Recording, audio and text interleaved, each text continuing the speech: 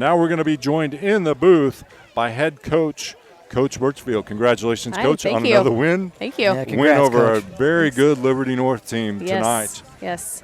Tell us a little bit about, as Dan was saying, it seemed like your approach changed there in the game. You were down early 3-0. What happened? Yeah. So, we've kind of preached this all year that it doesn't matter what the score is, that, you just kind of chip away and have good quality at bats and keep the energy. And that's exactly what they did tonight. The pitchers still, Reagan, even getting down a little bit early, she kept slinging it and she did a great job there. And then, the bats really helped us out tonight. And, that energy and that confidence up there, it was phenomenal.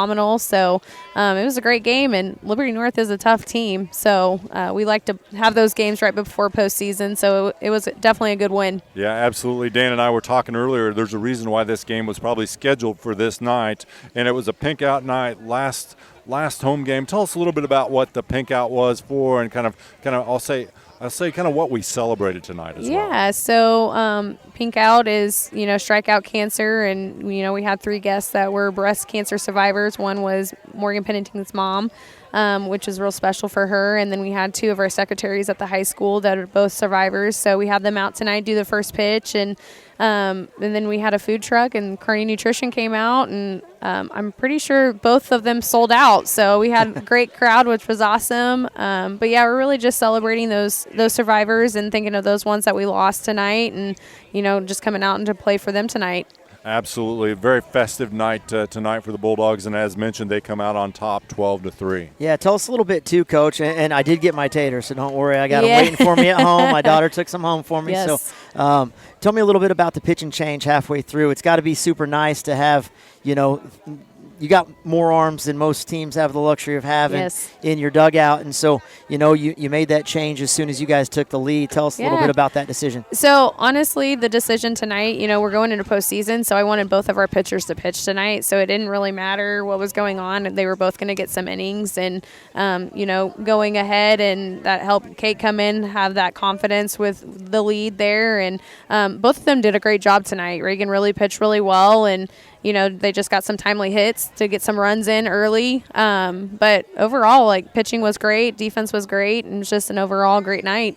And the other thing I've noticed throughout the season is your ability on the base paths too as well, Coach. Seems like you're very aggressive. They do a great job. They know when to advance and when not to. I know your coaches are helping them, but example was Kennedy Casey, I think, took off and made it from first to third on a single earlier. And tell us kind of your approach as a coach too from your base running and what you do there. Yeah, base running is super important. The kids are really smart base runners, and they do a great job. And honestly, we haven't practiced in a long time just because we've been playing so much. But, we have great base runners. They're smart. They see where the ball's going, then they take that extra base. And overall, they just do a great job. Yeah, and you saw that tonight. Reese Nairn, who doesn't get a hit tonight, but really contributes to the game, even on a couple errors, taking an extra base a couple different times. Yes. That led to runs. So, it's kind of fun to watch. Even when the bat's not going for somebody, they're still finding ways to contribute like that. Right. And we preach that all season. It doesn't matter how you score the runs. It doesn't matter if it's off of an error or if it's a hit. As long as we're scoring runs to win games, that's what matters really.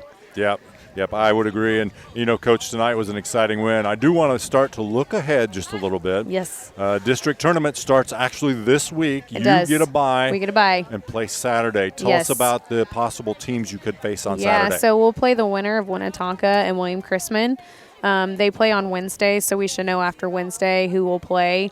So that gives us a couple more days to practice before Saturday. We do have the noon game, so we are able to watch whoever is playing before us, because that potentially could be, who we would play if we went on Saturday. And the games this year are William Chrisman. So the first round is actually being played by the higher seed. Then the semis, and then the championship is played at William Chrisman. Okay. So Saturday, and then the championship game is on Tuesday. Okay, excellent. So if you're listening to us tonight, come out and support the girls on Saturday, and then hopefully we'll get another game there on Tuesday in that district championship. Congratulations on your 4th conference championship in a row. So great season. You ended up with your 27th win tonight, Coach. Yes. You've got to be really proud of these girls. Yeah, I'm really proud of them. We want to play our best ball towards the end of the season, and I feel like we're doing that right now. So we just need to keep working and keep doing it. Yeah. Okay. Well, good job. Congrats. Thank you. And good luck moving forward. Thank you. Thanks for joining us, Coach.